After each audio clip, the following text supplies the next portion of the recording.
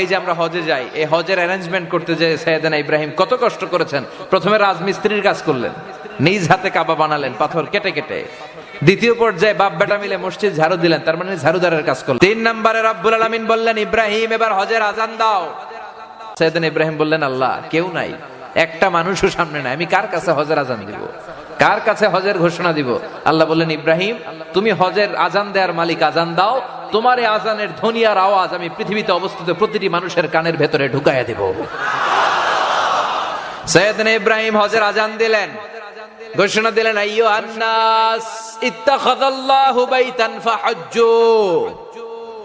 আল্লাহ একটা ঘর বানিয়েছেন, যাদের এই ঘর জিয়ারতের সামর্থ্য থাকে তারা এই বছর থেকে হজে আসার চেষ্টা করো।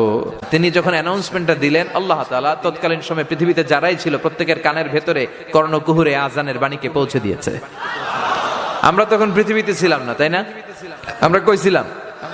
আলামুল আরওয়াহ, রুহের জগতে। আমরাও রুহের জগতে যখন ছিলাম, আমাদের কানেও এই আজানের ধ্বনিকে পৌঁছে দিয়েছে কে? ওই রুহের জগত থেকে যারা আমরা লাব্বাইক বলার সুযোগ পেয়েছি, তাদেরকে দুনিয়াতে কাবা ঘর জিয়ারতের সুযোগ করে দিবে কে?